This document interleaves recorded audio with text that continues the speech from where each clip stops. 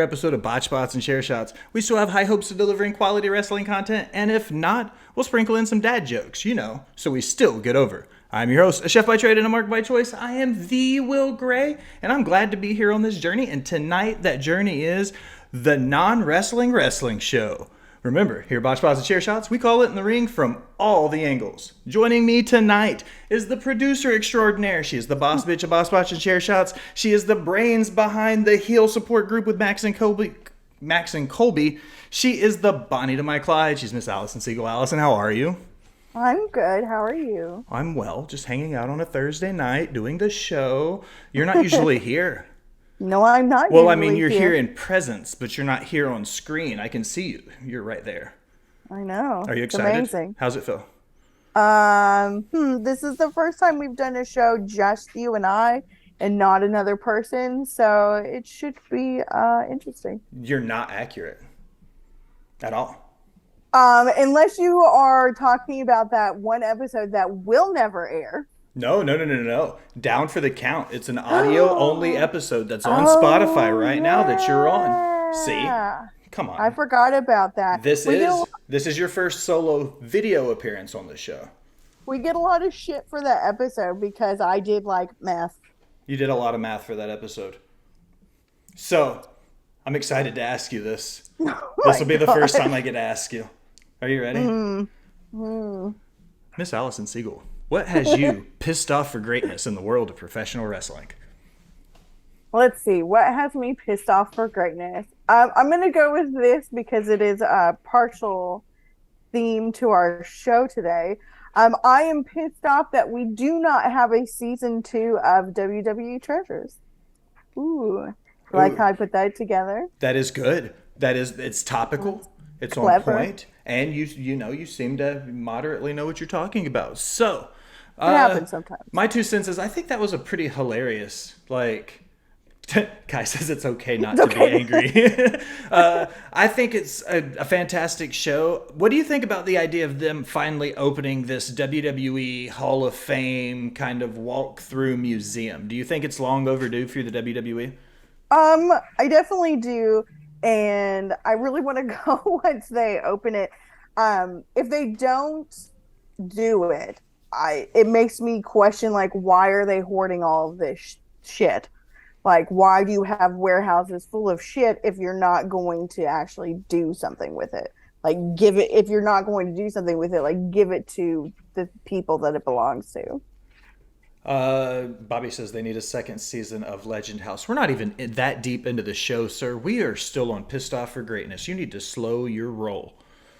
But I think that the cool thing about the idea of them opening the Hall of Fame would be, one, the NWA Hall of Fame, however great it is in Waterloo, Iowa, isn't exactly a tourist draw. I don't know if you know anything about the state of Iowa. It's not exactly some of the best things to come from Iowa were the NWA and Slipknot.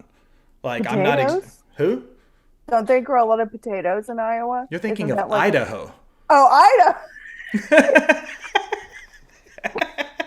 Ladies and gentlemen, now as we close another episode of Botched Spots, this is what this. I fucking hate you. Iowa. No, there's nothing in Iowa, but they do need a WWE Hall of Fame because that would be a cool place to go check out. Plus, it would probably be in Orlando. All the cool stuff. But I can see why. I thought you meant in Iowa. No, we were not putting the WWE Hall of Fame in Iowa. Okay. I don't really have anything that has me pissed off for greatness right now. How many members of Legends House have passed? You are the hoe, Will. Idaho. Shut up, Bobby. This episode is already off the rails. We are 5 minutes in and it is long gone. I mean, what did you think was going to happen with me on this show? So I don't really have anything pissed off for greatness right now. We're getting ready to roll into NWA 74. So I'm not really pissed off for greatness about it, but I'm a little bit upset that there's not more hype behind it. I said this a few weeks ago when Ritter was on the show, and I'm saying it now. The NWA right now is getting ready to hit this cusp where if they plan it right and book it right and push it right, a studio wrestling show can be the number 2 promotion in the country. And I'm not saying that they're nipping at AEW's heels. I'm not saying they're ready to pass them yet. But what I'm saying is if NWA plays the next 2 to 3 to 4 years right, they could easily surpass an Impact or a Ring of Honor and move up there in coalition with an AEW. However, I don't think you're going to get there booking Trevor Murdoch against whoever. What's the other? I can't even remember his name now. Tyrus. He's the old guy from, like, that's my point. Like, if you're going to book the 10 pounds of gold, like, make it worth it. So that's kind of my beef right now is the 10 pounds of gold just gets no respect. Like Rodney Dangerfield, just no respect. No respect. I mean, AEW's problem is now is everyone is hurt. Mm-hmm. I mean, everybody has the injury bug right now. That's big across the board for everybody, not just AEW. A lot of people are getting hurt. Yeah. Like, Thunder Rosa's hurt now. Like, Punk is obviously still hurt. You know, pretty much Tony. No, not Tony. Tony's not hurt. Chris Statlander's hurt. Like, well, Chris Statlander and Thunder Rosa are both hurt, and the original report was Statlander was going to take the belt off of Rosa. Mm-hmm. So when she went down, it became who's next in line, and now that Rosa is down, like, I don't want to digress and move away from what you're talking about, but do you think this is the point where you see somebody finally get a push like a Ruby Soho or somebody like that in a mid-card? Is this the opportunity to move like a Jade Cargill up from the TVS title into the main event title with the women's title and then have somebody else be able to come into that mid-card title? It should be. However, AEW is fixated on this interim title bullshit, which I don't understand. Like, I get, like, not wanting to take the belt off of somebody because they're hurt, but, like, being a fake champion, like, I give zero fucks about that. Like, it's stupid. Like, I think it's cool that, like, you know, they gave Mox a push and, like, gave him, like, the interim. And, I mean, now he's got the whole thing. But, you know, like, that was dumb. Like, why? Agreed. I don't like the interim thing. Kai Tai and Bobby are going back and forth about the Legends House. RN agrees that NWA, they need a TV channel. And, so I'm assuming that's what he's talking about. Like, NWA needs a good TV deal. I think that would be a good opportunity for them to work into, like, an Axis position where Impact is at. Like, they could fill that position. Impact's doing 1 hour once a week, and the NWA does that in their studio show on YouTube as it is with Power. They're already doing an hour a week on YouTube. So I don't feel like it would. They're not far away from producing a live hour of studio time. Ariane says, yeah, that's what he's talking about. So he's on the same page with us. Like, if they got a TV deal, that's the only thing Billy Corgan's missing right now in the NWA is a TV deal. Yeah. They have the deal with Fight, mm-hmm. which is, I mean, it's cool. We haven't. I don't think I've ever watched it. So let me ask you a question. This is an AWOL question. You're not seeing it coming. You're unprepared for it. So you've only been watching wrestling, admittedly, as long as you've been part of this podcast, correct?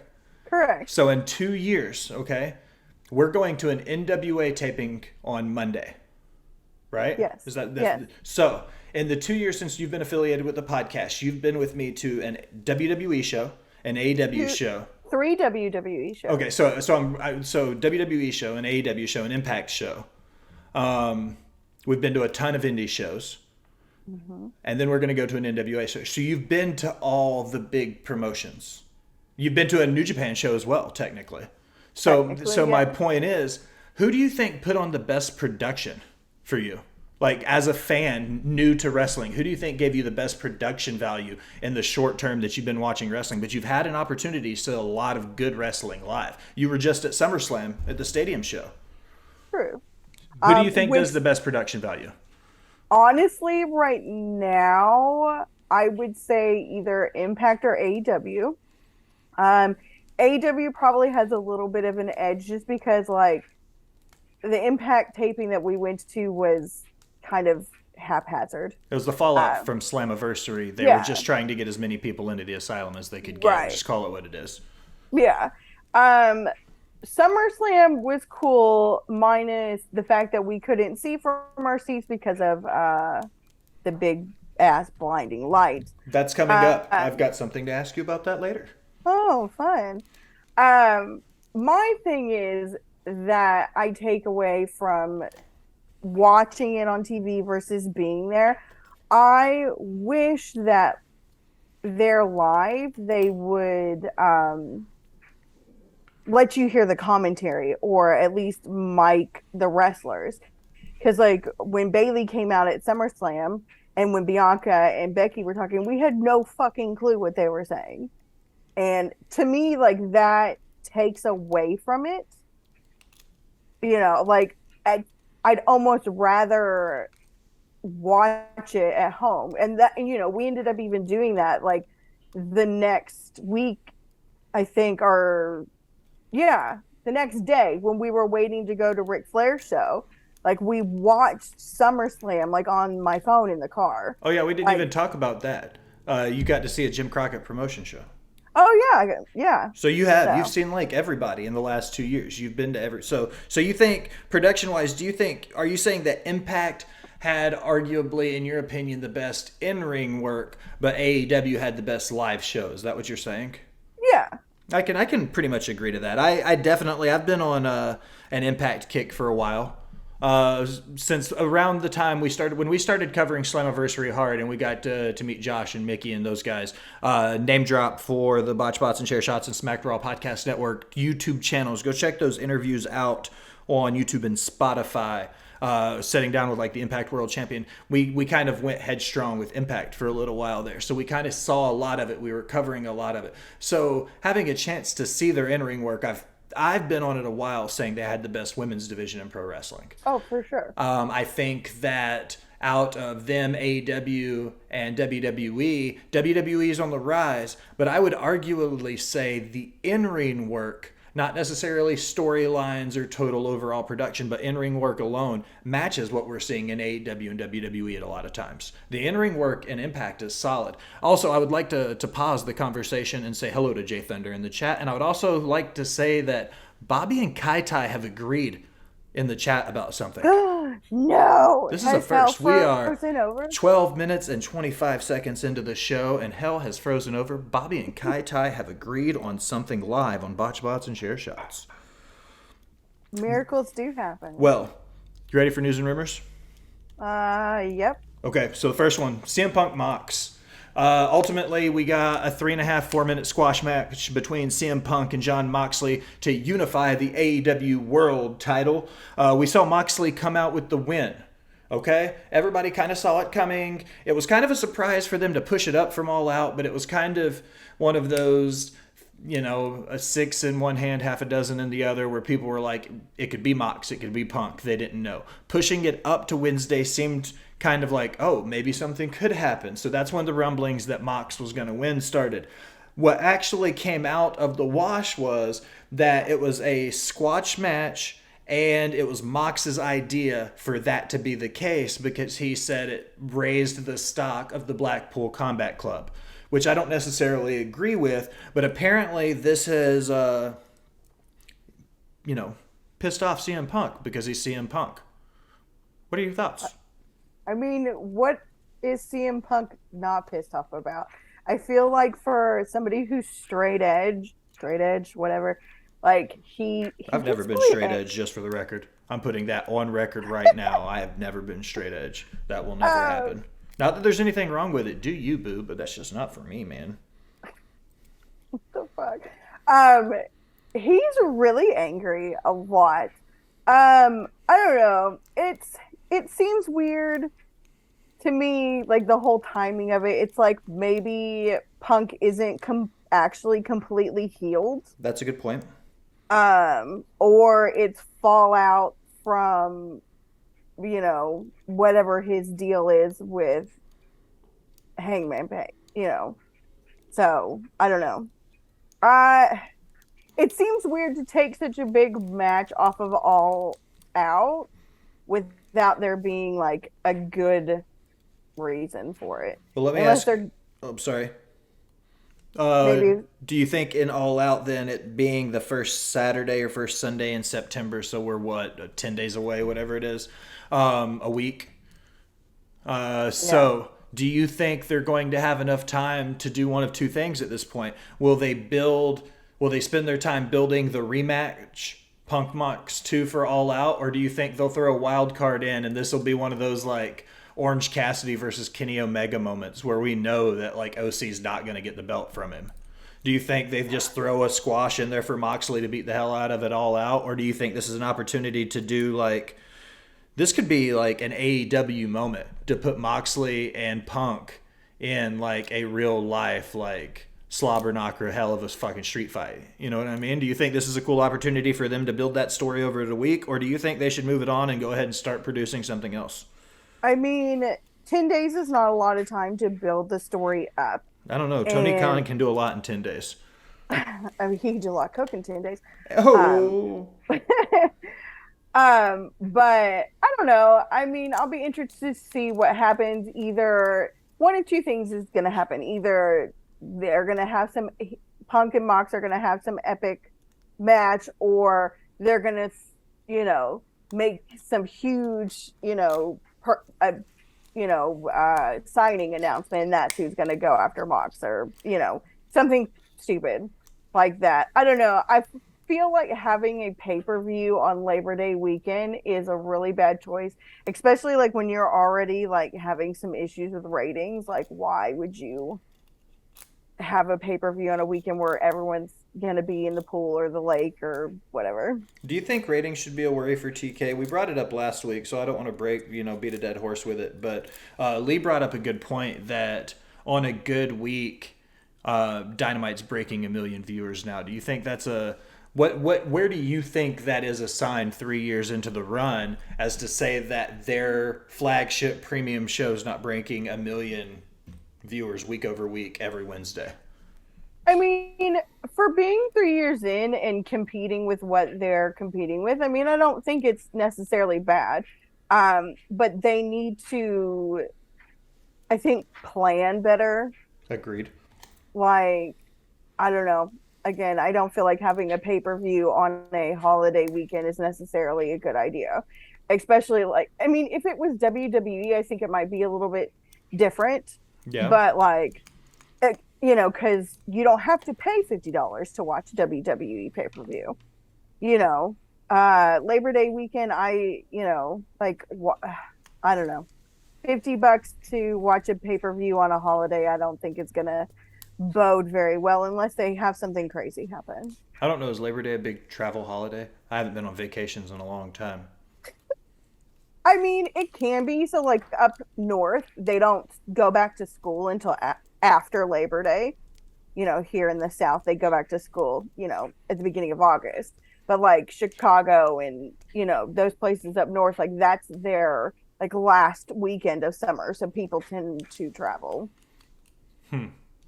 I like living in the Bobby South. says, Bobby says, where does MJF fit into this situation?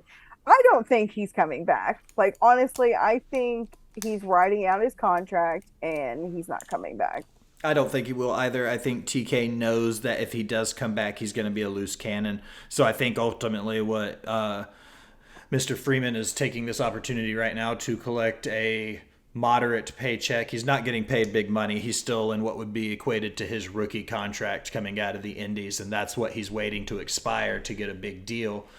So ultimately, he's going to go home and make money doing nothing because he's not booking indie shows or anything. So he's just chilling, relaxing, taking it easy. And then when TK either shits or gets off the pot and decides we're putting him back in TV and in the title picture, or they let him out of his contract and he inevitably ends up in Connecticut, either way, I think it'll be a win for MJF because he's going to be the biggest heel in wrestling, not named Mike The Miz, as soon as he comes back on TV. Right. No, I agree. Well, maybe. I don't know. I'm curious to see how he does in, like, if he goes to WWE. Like, I feel like he's gonna be mid. Not that he should be. Bobby also says holidays used to be big business in pro wrestling. I feel like what Bobby is referring to, and I'm sure he'll correct me because he'll say I'm wrong, but it'll be like in the late 80s, mid 80s, early 80s, in the territory days, a lot of those places would do, like Smoky Mountain Wrestling always did a big Thanksgiving show because that was the thing. You know what I mean? And they did one year. It was the Four Faces of Death match or something like that. It had a really elaborate name, but it was 4 back-to-back matches for the Smoky Mountain Wrestling tag team titles between the Heavenly Bodies and the Midnight Express. And they went back and forth for 4 days leading up to a Texas death match for the tag titles on the last night on Thanksgiving night. So I do know what he's talking about with holidays being a big deal. I think that was more of a territory driven thing based on like the individual markets of the time. Yeah. Next on my news and rumors is Liv versus Shotzi. Apparently, there's been some beef back and forth with Liv and Shotzi. Obviously, they're talking about the title picture where it's going to be those two eventually. What do you think about the girls not playing nice in the sandbox on Twitter? I mean, it's good for their stories. I mean, Liv is not great on the mic in the ring, but she's got a quick tongue on Twitter. So I think it helps her and helps her, words, her storyline because, she can't do it in person. So, but it's interesting that like she's not afraid to call out, or give praise to people of other promotions, which you don't see a lot of that from WWE personalities, especially like when they like Liv, they tend to keep like kayfabe going on their social media accounts. Well, it's easy to keep kayfabe going on your social media accounts when the only character you have is being a crybaby. True. I like it. I think the Ruby Soho being the better green-haired wrestler was a cool shot. I think that I said it before that I said it in one of the group chats earlier that if you give Shotzi her tank back and her helmet back and you let her go back to who she was in black and gold, like she will murder on the main roster. And so I don't see any reason why they wouldn't want that to be the case because that's who they called up initially was that version of Shotzi. And she's eventually came back down from being Shotzi Blackheart to just being the WWE identity crisis that is some ambiguous one single name person, Ciampa, Shotzi. Right. Gunther. So here's a real unpopular opinion that no one's going to like. Don't embarrass me, please. Okay, so I think the tank is stupid. You think what is? The tank is stupid. Like her coming out in like a little like tank. I like, think you dumb. need to do some research on that because there's a lot of like history behind it with her parents in the military and like her heritage. It's just to me, it's like really cheesy. Like she can still be that like character, but I don't think she like needs the tank. I mean, yes, I probably need to like look more into her background, but like Bobby agreed with you. You know it's a bad call if Bobby agrees with you. You know it's a bad take if Bobby agrees. I think it's just really cheesy. It is like, cheesy. It is super cheesy. There are ways that she can keep that character and honor that heritage in her family that doesn't include looking like a child coming out on a toy. Agreed. I think that it was a cool idea. I think it got over with the crowd, and I think if it comes into the main roster and does well, I think Triple H is showing that what he was doing in black and gold at the time was the best wrestling in WWE, and I think he's going to continue to push that style of WWE onto the main roster now that he's in control. Yeah. That's pretty straightforward. Yeah, next one. Sorry, go ahead. No, I know you're mad at me for my hot take, but it's fine. I just think you're wrong. I mean, and that's okay, and we're allowed to disagree. I'll mute you. You won't. So, Sasha and Naomi. Sasha and Naomi. They're making an online presence out of nowhere. Yeah, it started like what, 2 or 3 weeks ago. They've been going to movie premieres together. Sasha's been posting tons of like personal promo pics. Like, I'm interested to see if they're gonna pop up at Clash of the Castle. Bobby said, "My mom drove a convertible, but I would not come to the ring in a Barbie car." Bobby, I would pay good money to see you drive up to a wrestling ring in a Barbie car. I feel like you and I said the same thing after Gargano did it at Starcast, and I said the same thing about Naomi and Sasha doing it with their last meet and greet that went horridly wrong. Did you see that? The pictures of like the people that were taking pictures like 6 feet away from them, like because of like all the weird. I mean, it is what it is, but that's neither here nor there. But like after that, they didn't do all of their live appearances and stuff. Just shut down. You know what I mean? And I said the same thing about Gargano. Was once that happened and he stopped taking bookings after Starcast, I was like, he's going back to WWE. So I feel like Sasha and Naomi gave us the same blueprint.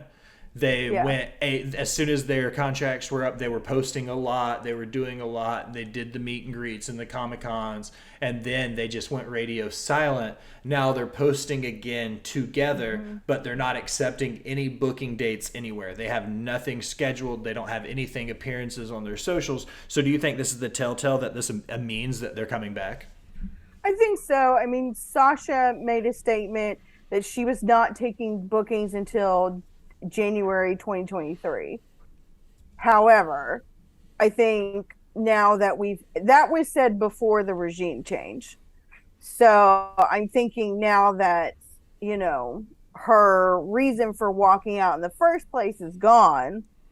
I think we maybe see them interfere, if they come back before the first of the year, it will be at Clash of the Castle. And they're going to interfere in that final women's tag match. Agreed. I mean, that makes sense. I thought I stopped the stream real quick, and I was about to be real mad if I realized I killed the stream midway through. I was looking at the chat, and my screen did something funny, and I was like, crap. Next on the list is WWE wants to expand on their stadium events. Having just come off of WWE SummerSlam 2022, Nissan Stadium, Nashville, Tennessee. What do you think about them expanding stadium shows? I think that is a really terrible idea. But Because, why?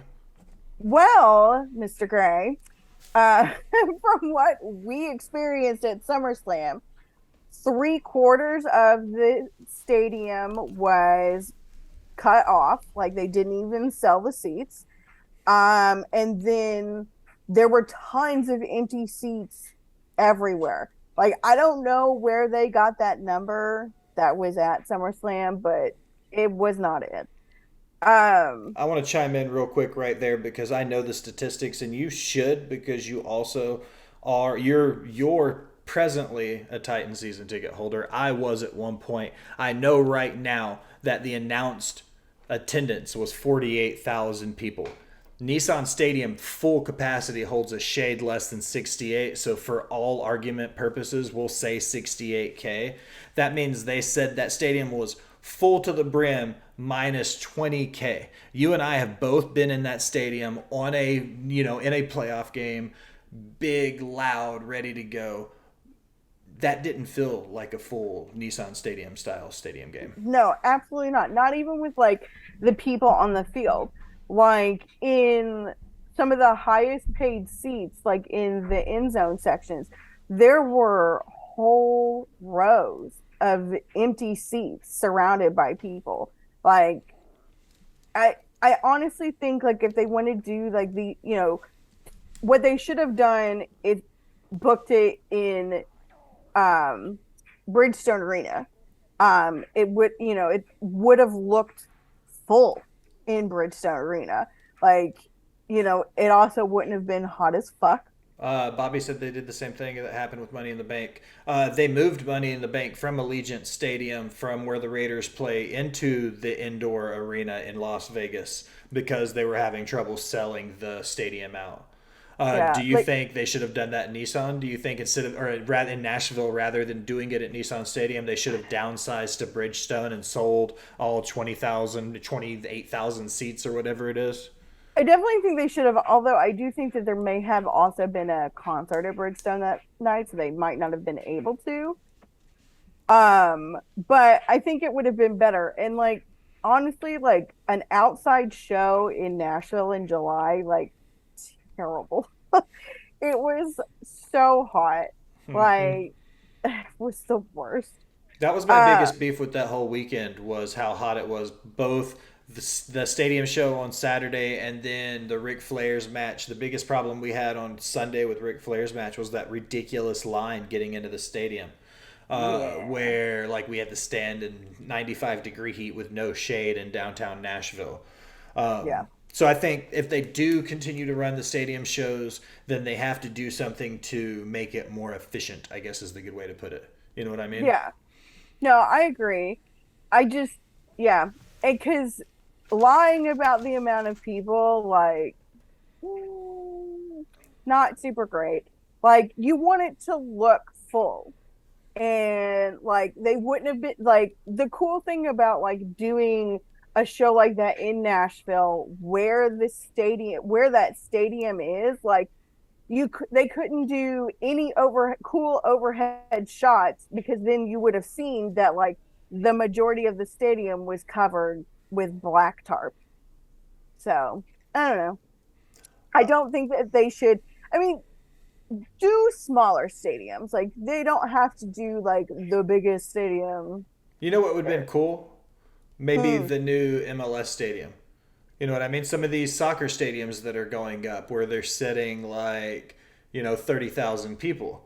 It's Yeah, not a 68,000 in a 68,000 person NFL stadium, but you can fill an outdoor stadium like an MLS stadium and still get the full house effect and be bigger than an arena show.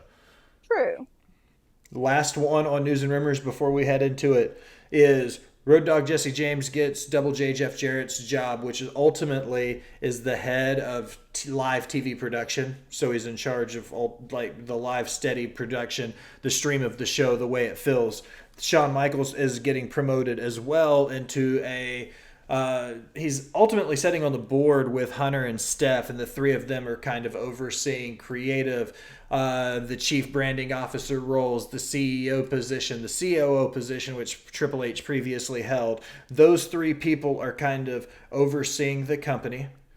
And now you've got Road Dogg overseeing live television. So if we look back to 1996, when DX first originally started cutting its teeth all the way through the Attitude Era, does this mean that DX has finally done what they set out to do and has finally overtaken the WWE? Guess so. Yeah?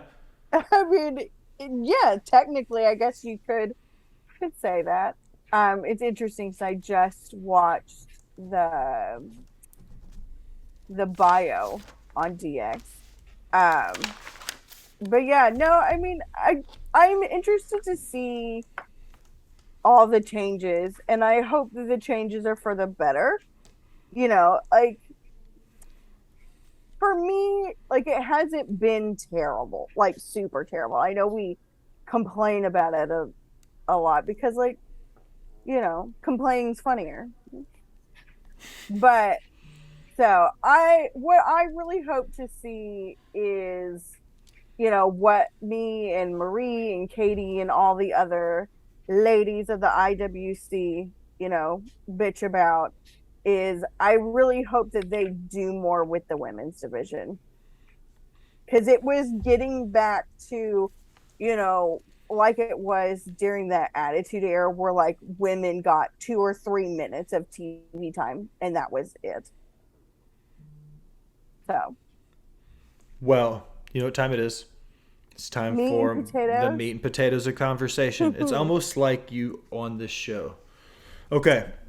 So the generalized purpose of the conversation is non-wrestling wrestling content. This could accredit everything in the wrestling world that isn't on-screen wrestling content. So I've got four shows that immediately came to mind on my list. Since you're technically the guest and I host the show every week, ladies first. Technically the guest. You can. Do you want? Can I start calling you a co-host now? Ooh, Is that official? no. You know, not yet. Okay. Well, you lead Well, off. I don't have a mic yet, Um, so well, Mr. Tyson. he's not in the chat anymore. I don't think Okay. he abandoned us. He showed up, made sure we saw his name, and then dipped. Hmm. Okay, so you're leading off. What's your first non-wrestling wrestling show? Um. Okay, so my first favorite non wrestling show, because I'm a nerd. I already mentioned it once. I freaking love the Hidden Treasures show. Mm-hmm. Like that was kind of like the first thing when we started like talking about doing the podcast. Like the first thing I said to you was like, okay, well, I want to know the history so that I know what's going on. So like that was kind of like the first thing I really started watching. And the first one was Mick Foley, funny enough.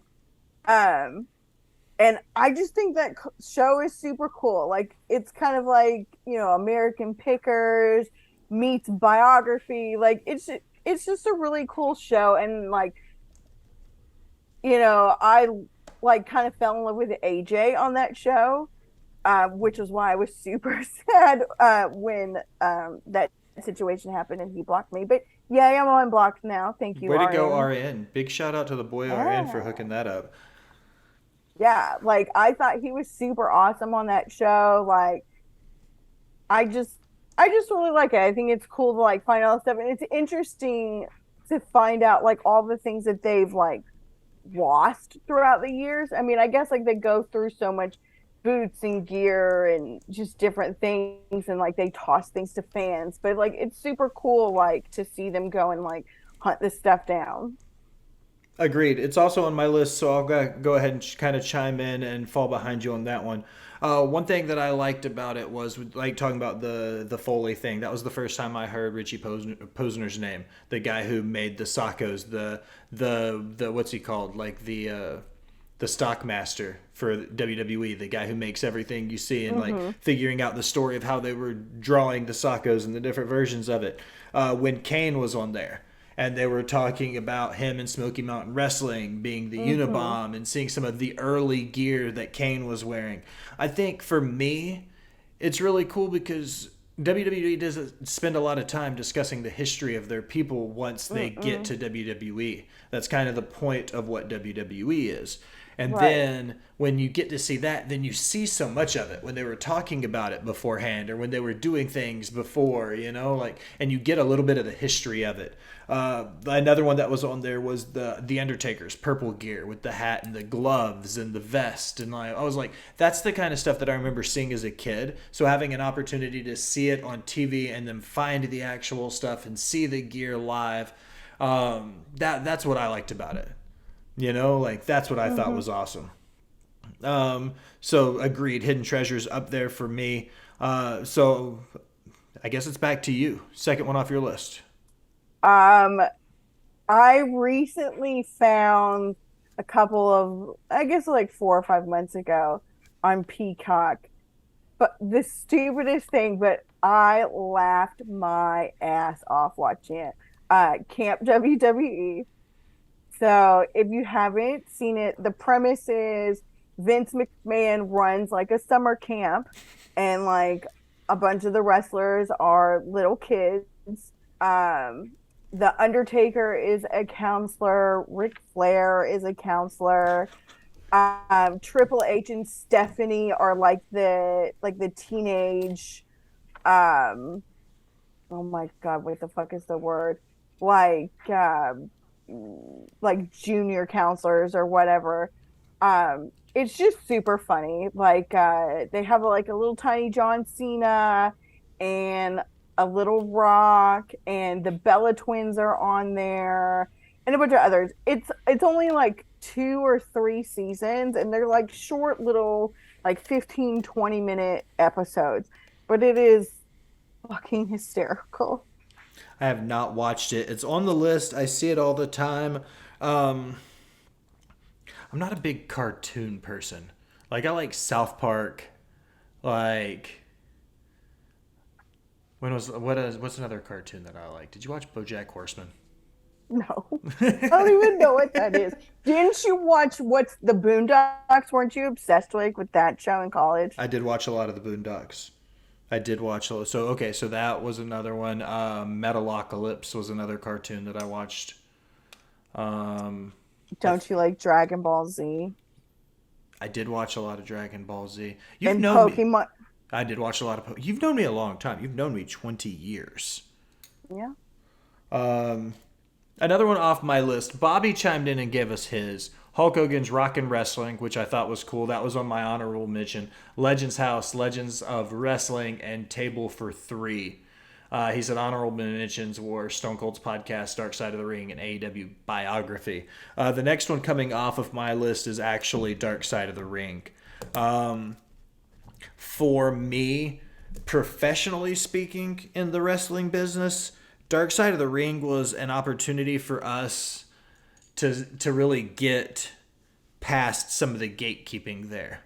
Like the producers that did that show, I feel like gave us a good roundabout approach to what professional wrestling really was. And up until that point, even with the death of kayfabe during the steroid trials and everybody, the veil coming back and everybody realizing that it's all a work, I feel like up until then, it was still a little bit of real. You know what I mean? There was still some that was still like, okay, you didn't really see the bad. And then Dark Side came out, and then you see things like the plane ride from hell, and you're like, holy crap, these guys 20 years later are just now seeing repercussions from this because this show came out. Fabulous Moolah, perfect example. Fabulous Moolah is a perfect example. Is the fact that there were WWE wrestlers under contract when that episode that came out that were quoted in saying that they had no idea who she was. Your cat is lazy. Yeah, that's Chester. He's fat and old. So that's kind of the point of it. Like they pulled back the curtain so much for so many wrestling fans to give them an opportunity to see what it actually looked like behind the curtain and not to be funny, but the dark side of it and the bullshit spinoff Dark Side of the 90s and Dark Side of Football, like all of that. Like I'm not taking away from what these other producers have done because they've taken the idea, but it's not the fucking same. You're not going to get, a Flying Brian story in the NFL. You know what I mean? There are people similar to that, but like the best part about wrestling was it was outlaw. You know what I mean? These guys for a long time still aren't sanctioned by federal governments. It's all the way down to local and city governments. So like it's still a lot of times in the state of Tennessee to be a wrestling promoter, you don't have to have a license at all. Like at all. It's purely based city to city on what kind of fees you have to pay to book a wrestling show in the state of Tennessee. Like I just talked to the state athletic commissioner last week about it. Like that's my point is like you don't have to even it's such an outlaw world that it doesn't even, you know what I mean? Like at least in Tennessee. I don't know what it is anywhere else because I don't fucking care. I feel like you say Tennessee weird. What do you mean I say Tennessee weird? I don't know. Make fun of the way I talk? No, it's just the way that you're like enunciating it for some reason. I don't know. It's because I'm educated. Shut up. Stop playing with your lock. I am picking a lock right now. Yeah, I know. Your turn. Pick another one off your list. Shut up. Shut the fuck up. Let's see. Another one that I really like is I didn't know we were making lists, but that's fine. You didn't prepare me at all for this. Welcome to being a guest on my show. Being a guest on me too. Okay, so I love trash TV, like a lot. Um, like I watch Real Housewives and what have you. So before I ever watched any wrestling, Mm-hmm. I did watch um the Divas reality show, The Total Divas. the Total I would Divas. also like to bring up the fact that Chester now has a following in the chat. Taikai is convinced that he may be dead, and he's like, no, Bobby's cheering him on, like, no, he's moving. Bobby says Virginia's a pain in the ass for athletic commissioners, and Kai Tai says, bro, dark side of football, Aaron Hernandez. Um, I thought the Aaron Hernandez story was cool, but, like, I don't know. It's Aaron Hernandez. Like, whatever. It's because you're more invested in the wrestling stuff than you are the football stuff. And like if it was specifically about the Titans, you'd probably give a shit about it. You're right. You're absolutely right. Because I outside of know. the Tennessee Titans, I could give a shit less. O.J. Simpson played football, right? He did, Bobby. Why does it not surprise me that he would be the first football player you would bring up? The Because guy who got off for murdering two people. Bobby. because Bobby loves everything controversial, which I feel like he should write for Dark Side of the Ring because Bobby is everything Dark Side of the Ring. We're just gonna call it Dark Side of Bobby now. One of mine off my list, because I did Hidden Treasures, then I did Dark Side of the Ring. So the next one off my list is A&E biography. Um, for me, the A&E bio series was a lot of fun Is because, or is a lot of fun. Currently, is a lot of fun. Um, Bobby says controversy creates cash. What I liked about the A&E series was, like Dark Side of the Ring, it kind of pulled the curtain back. You got to see a lot of who those people were early in their careers, especially like The Undertaker. Because for so mm-hmm. long, you only saw The Undertaker. So an opportunity to see Mark Calloway as anybody else. And just a shameless plug to put myself over, sportster.com. Search Will Gray. You see all of my stuff there on my author profile page. Check it out. I did a piece about the Jerry Lawler...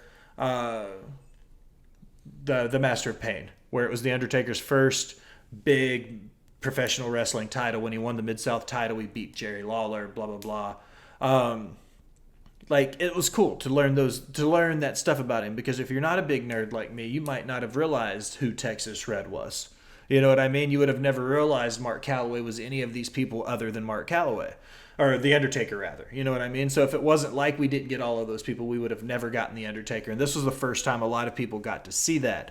Another one that stands out for me is Macho Man Hey Marie.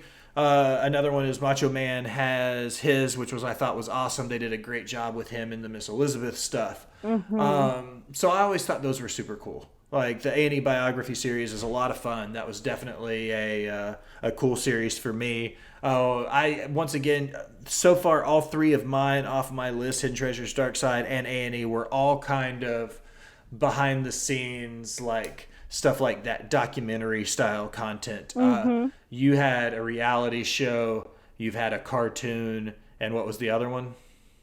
The Hidden Treasure Show. Oh yeah, we matched to Hidden Treasures. So so far I would say I'm winning 3-1. I wasn't aware that this was a competition. It's always a competition. It's your turn. Go. Fuck, bro.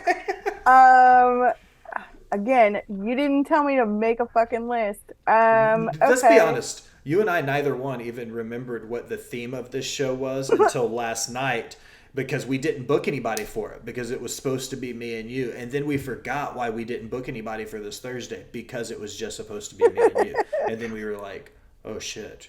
Yeah, because we make all these plans in these shows and then you write them down and then don't put them in the actual calendar.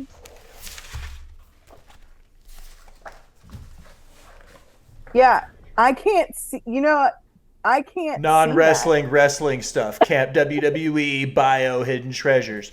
Oh, back up. Ooh. Yeah, but that doesn't feed into our joint calendar in the phone. That's your fault. Pick a show. You're digressing. You're killing the flow of this show. Um, okay, I'm picking a show. I really like the Broken Skull. Yeah, the Broken Skull sessions. That's amazing. That's a good Yeah. pick. Like I think that's really cool. Like What did you think about? Did you watch Charlotte yet? I haven't watched Charlotte yet. It's a I'm good real episode. behind on lots of things. Um, Which one was your favorite then? Which one have you watched that you were like that was cool to kind of get that approach and view on it? um, what was the Chris Jericho had one. Cody Rhodes just had one. Seth Rollins had a good one. I Bobby really like Lashley's was a lot of good. A lot yeah. of good. Really good. I of course watched the one with Mick Foley because of you, I am obsessed with Mick Foley. It's because he's the best Um, wrestler to ever do it. Not named true, Shawn true. Michaels. So pretty much if there's some sort of bio about Mick Foley or something with Mick Foley, like I'm fucking watching it. So I mean that's kind of what got me watching it. Like I just think it's cool, like him and whoever like sitting down and like talking about like either their joint experiences or things that like they've both experienced. It's a neat perspective. They're so used to being interviewed by like media and whatever. It's different to see them just talk openly like that with another wrestler. Agreed. Like I like it. Like it's fun for me because like when you get into the Broken Skull sessions, you start talking about like breaking down film and what that's about. You know what I mean? The idea of two wrestlers setting down, breaking out film, looking through character work, seeing that kind of stuff. That's kind of what Stone Cold had originally wanted that to be. So I think that's super cool when you get that perspective of two guys. Mm-hmm. So I really like that a lot. Um, the last one on my list is a really kind of a left field show, to be completely honest. It's the Super Mario Super Show with Captain Lou Albano. Like, really, when I was thinking about wrestling, non-wrestling shows, I just wrote about this one, and I think it's hilarious when you think about what happened was when Dick Entertainment. I like the fact that I get to say that on air.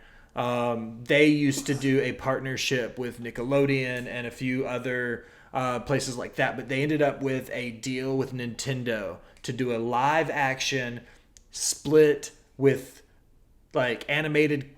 It's like half animated, half live action. The animated stuff is all based off of the world of Super Mario and the game. The live action stuff is skit comedy with Captain Lou Albano and Danny Wells playing Mario and Luigi. And then they've got Who? Luigi. Luigi? Luigi. Luigi? Luigi. What'd I say, Luigi? Luigi? Who the Luigi. fuck is Luigi? Mario and Luigi. The fuck? But it's Danny Wells as Luigi. Is that right? Have I Yes. been saying it wrong for 30 years? Yes. Mario What and the Luigi. fuck? Luigi. Shut up, Bobby. Fuck. But the point is, it was Captain Lou as Mario and Danny Wells as the brother. So I thought it was kind of cool, like to see Captain Lou in that role, kind of in the wrestling position. Do you have any input, what the fuck so ever, about the Super Mario Super Show? Do you know anything about Lou Albano or Danny Wells or any of that nonsense? Sure. Luigi. Fuck. Luigi. Luigi. Is there an edit Okay. button? No. Um. Fuck. See now you just like totally throw me off with Uh-huh. I that. think it's funnier that people are having such a meltdown about my pronunciation of Luigi. Luigi? Mario and Oh Luigi. my. Luigi. Luigi. Shut the fuck up. You're doing this just to be a pain in the ass. Mario and Luigi. Cool Whip.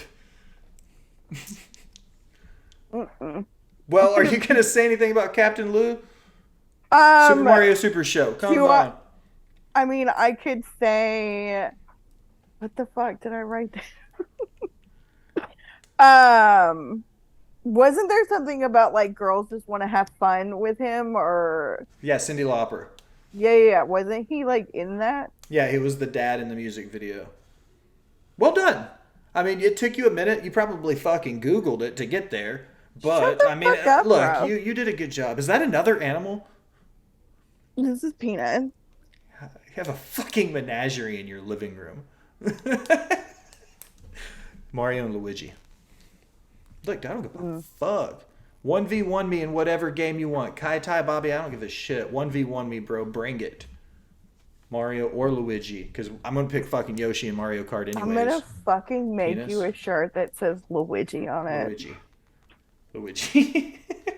Now I'm all self-conscious about the way I fucking pronounce it. Taco Bell. Luigi. I'm trying to think, what else do I say funny?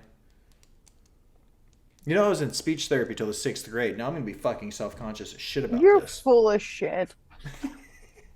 All right. This right here is going to be exciting. Okay? Because I close all of my interviews with 5 rapid-fire questions. Some having to do with restaurants, some not. I've got yours queued up and ready to go. You ready? Oh, okay. What's your favorite city? My favorite city? Uh-huh. I guess Nashville? That's a good answer. I threw this completely on the fly, writing down notes as the show was going, because I saw the time and realized how close we were to the hour mark. So I was like, how can I fill 10 more minutes? And I was like, rapid fire questions. Mm-hmm. What's your favorite vacation spot? My favorite vacation spot is Marco Island, Florida. Marco Island, Florida. I've never been there. I've been to Florida. It's outside of Naples. That's way too bougie for me. I go to fucking Daytona and Tampa. Naples is way too bougie for me. Whatever. It's really nice and it's quiet. Bobby's from Florida. Bobby is not from Florida. Uh-huh.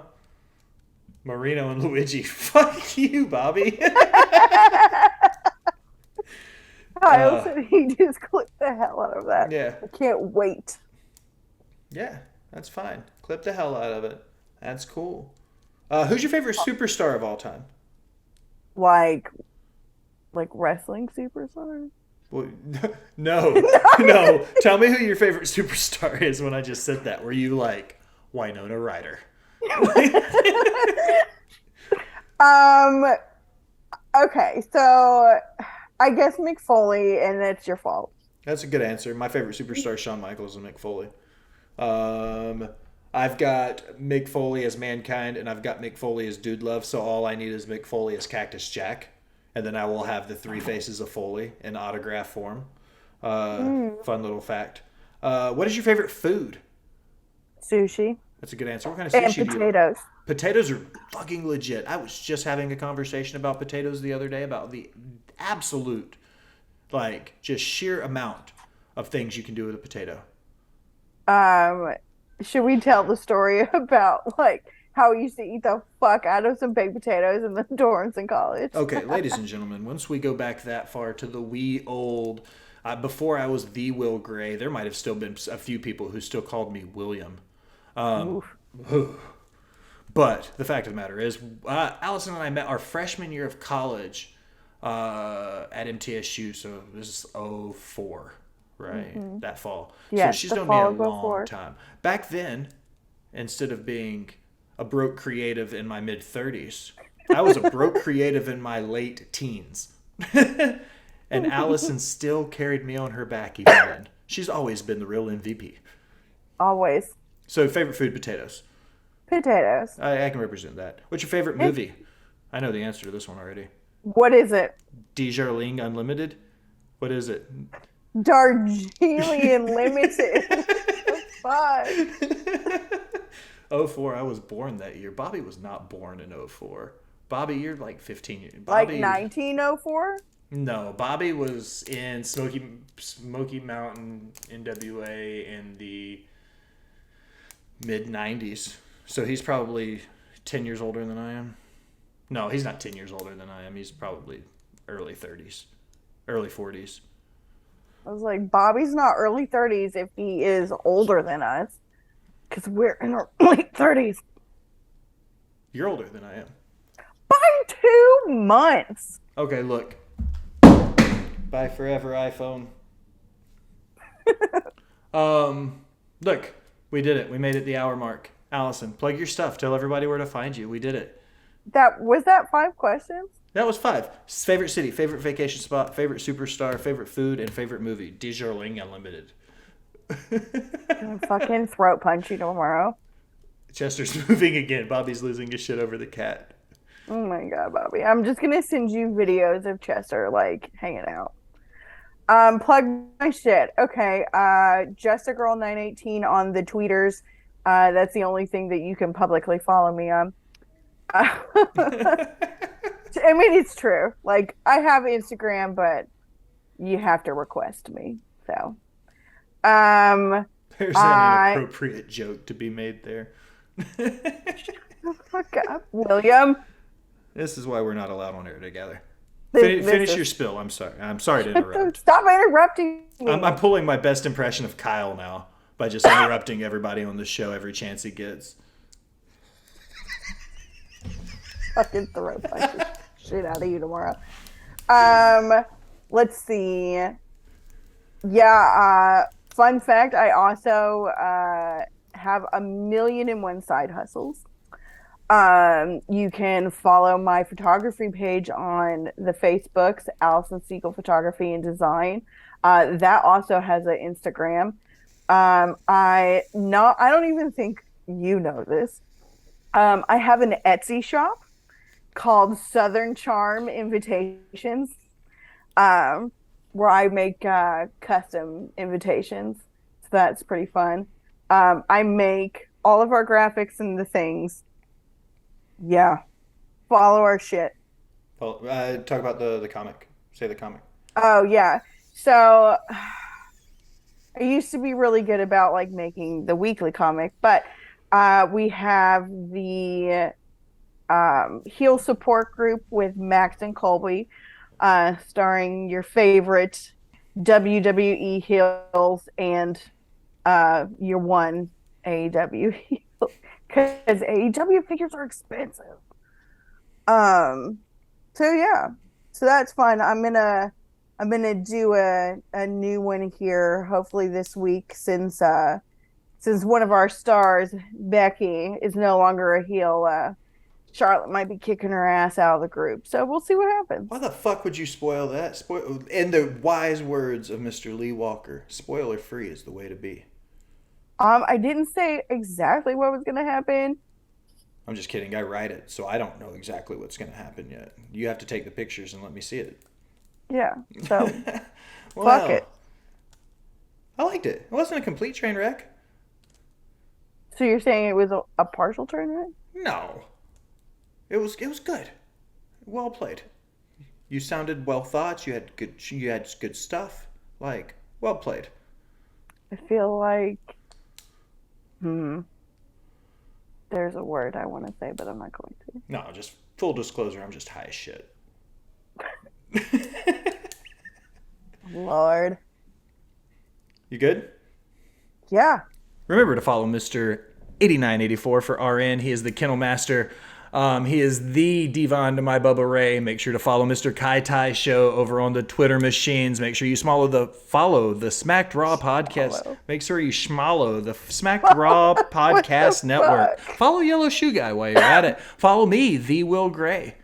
But now, as we close another episode of Botched and Chair Shots, I want to take a minute and thank you for listening. Remind you to go wherever you do anything on the internet. Facebook, Instagram, iHeartRadio, Twitter, Spotify, Google. Literally, you have all the options. Like, follow, subscribe, unsubscribe, but then subscribe again. Leave a comment telling me how great I am or how terrible I sound. Either way, it helps the algorithm and it helps find new listeners. If you're feeling really generous and be one of the VIP people, head over to patreon.com and donate to the Smacked Raw Podcast Network. You get some fantastic swag. We get some cool guests. It's a win-win. For the boss bitch, Allison Siegel, I am the Will Gray. Thanks for stopping by and listening, my people.